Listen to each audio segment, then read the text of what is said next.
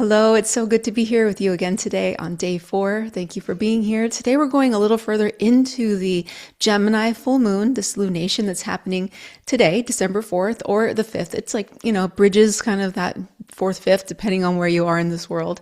But yesterday we talked about the inner dimensions of the Gemini full moon, and today we're going to focus on how that expresses in our outer world. So I talked about, we may be talking about the trine that's building, the grand water trine, but I found it more interesting to go into the grand mutable cross that's happening. So that's what we're going to do. Gemini is one of the 4 signs that is called mutable or double-bodied in astrology. The other mutable signs are Sagittarius, Virgo, and Pisces. And they're all 4 of them are ruled by either Jupiter or Mercury. This lunation, all 4 of them are activated in a cross aspect, 90 degrees, and in opposition. So specifically between the sun, the moon, the north node, and the south node. So they're represented too, those the nodes, right, of the sun and the moon and the path that the moon crosses, and it's where we get our eclipses from. So it's all super sun and moon based. So there's 3 different kinds of signs. The mutable is the one we're talking about, and they are the ones that cover the part of the season which is changing, which is flexible. So they are flexible, transitional, movement based, and they're kind of where the weather is changing, where you're going from one season to the other, and so they have an adaptability. They're changeable. That's what mutable signs are. So each one is going to contribute to some massive change. And when they're all activated, it means there's a big change happening. Some flexibility is required. Okay, how does each one contribute? Gemini, that's where we have the moon. That is bringing adaptation through communication and information. The moon is our material world. It's how we feel comforted. It's our feelings. It's very changeable. Okay, Virgo. Virgo is the other Mercury ruled sign, and it's holding the south node. Practical adjustments must be made, refinement, separating the things that are no longer useful, release, karmic release. We have the sun in Sagittarius. It's going to adapt through bringing perspective and meaning. The sun is very spiritual. It's constant. It's unchanging. So we have that fire inside of us for the Sagittarian quest at the moment. Now Pisces is the other one. That's where the north node is.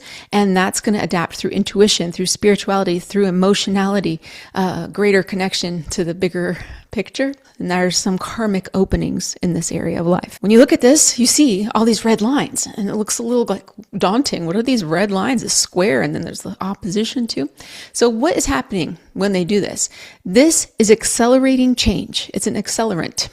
Yeah, it's accelerant, exactly. So you may be feeling pulled to learn, revise, interpret, release all at once. And the result's going to be some sort of adaptability, some sort of motion happening. These mutable signs move things, and then the friction of a square creates tension, so there has to be some action. It's kind of like, superhero movie, not a new one that are kind of awful, but maybe, back in the beginning of the Avengers, where the first time you saw the Avengers all together, all of them together, it's like, wow, they're like all together. Whoa, this is wild.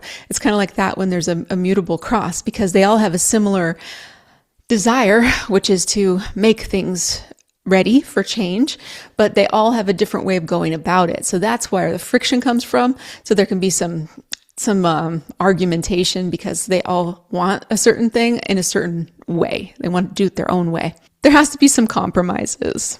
Some of them are going to have to compromise. And so when they work all together, we got the moon in Gemini, and that's going to bring up the feelings first. The moon is very changeable. It's going to move fast, but that's what's stirring. It gives us the words or the thoughts that rise with it, because it's Gemini, Mercury is in Scorpio.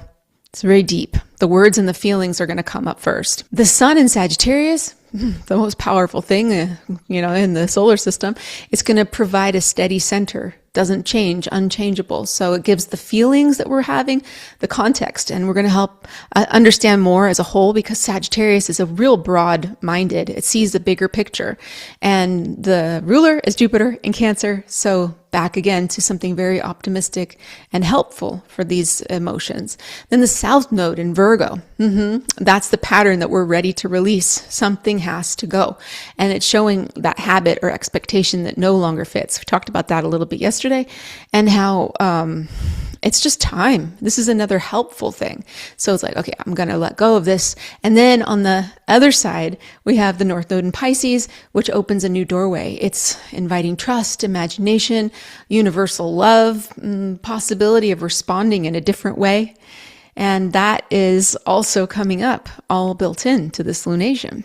In place of the grab bag today, I'm just going to add a little more here about the Sabian symbols. So I went through and found the Sabian symbols for each of these 4 in our mutable cross. So Gemini is where the moon is. Gemini 1314, transcendent connection, a conversation by telepathy. At the higher levels of consciousness, non-ordinary techniques can be accessed at will. Exceptional connectedness and rapport. This is an internalization of communication and processing it and giving it through telepathy to another person. That's a quantum realm kind of thing. The sun is Sagittarius 14, the pyramids and the Sphinx, the Great Pyramid and the Sphinx, old knowledge. Man, I'm learning a lot about this pyramid stuff. It's one of my little side quests right now. I'm like totally into all this. Did you hear about the labyrinth that's underneath? Holy smokes, the labyrinth that's underneath the Giza Plateau. It's crazy. Anyway, Sagittarius, old knowledge, truth and wisdom are never entirely forgotten, but hide in the symbols and memories waiting to be revisited when their time returns, reclaiming old teachings that pass the test of time. Oof, that's super interesting. So we have telepathy, we have the old knowledge. I feel like we're making a story here. Let's hear what's next. Virgo 14 is where the South Node is, a family tree, roots. That's interesting story so far. Telepathy, the pyramids and the Sphinx, roots. Okay. The ambitious focus more on branches than roots, yet the true spiritual success answers a deep need for continuance, understanding how ancestral qualities have left their mark. And that goes back to what we were talking about with releasing some of that too, like really understanding it. And then maybe like, okay, I don't need to do that anymore. I don't need to act this way. I don't need to hold myself to this standard that's not going to ever be reached of right perfection or whatever. All right. So the last one is Pisces, Pisces 14. A lady wrapped in a large stole of fox fur. How are we going to fit this one in? Using glamour as a shield. The real purpose is not revealed by glamour, but the real person is. Protect yourself from unwanted, intrusive energies. Ooh, okay. So this is protective. This is very Mercury in Scorpio and Jupiter in Cancer, the protection.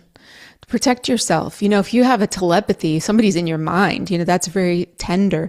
And then thinking about the depth of the Sphinx and the pyramids and the mysteries, that's going very, very deep. Then next we had the family tree, even more deep. And then how do we process that? Process that through protecting yourself from unwanted, intrusive energies. Pisces North Node says, hey, you know, don't give it away. Don't give it away to everybody. Be safe and find the right people to connect with in the depths. I do have a cool story, but I feel like I don't want this to be too long. I just kind of want to really nail what we were talking about. The story was about Judy Garland and the song "Have Yourself a Merry Little Christmas." I'll just tell you really quickly, but this was a movie. Meet Me in St. Louis.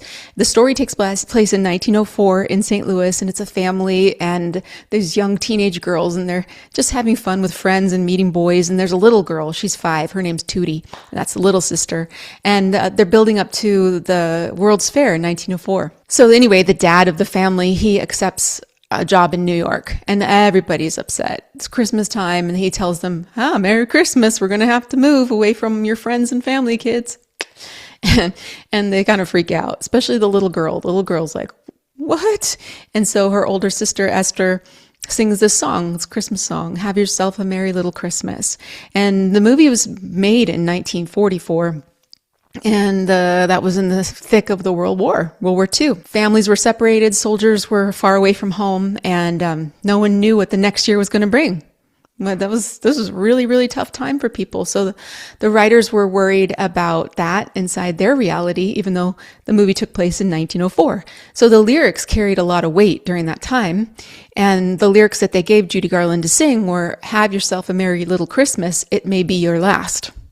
And so if you think about what she was trying to do is make her sister feel comforted, like we're all going to be together, it's all going to be okay, as long as you have your family and that's all that really matters. She's like, I cannot sing this lyric to a 5-year-old kid. This is going to be terrible. Very heartbreaking moment and fragile. So she understood their intentions, but mutable energy. She said, I need to have this changed. So she asked them to revise the lyrics and keep the truth of the moment. So instead of this may be your last, it's have yourself a merry little Christmas. May your heart be light. From now on, our troubles will be out of sight. So she shifted around and made it a more optimistic thing. That's pure mutable energy, difficult feelings that are shifted from pessimism into something optimistic and warm. And that really fits the energy of this period. Next up is our box of Raisinets. Dude, yesterday, I could not figure out what rock that was, but hopefully today will be easier. Day 4. Okay, it's white. That makes it easier. Yay. Oh yeah, this is white with, it's like marbled white, and it's called, I found it right away. It's the last one. White howlite, calm, sleep aid, anger release, place under the pillow, or carry to relieve stress. The black and white. The black and white is so interesting because mutable signs are the ones that don't believe in black and white. They believe in the flow, in the ability to change, and putting black and white into one rock.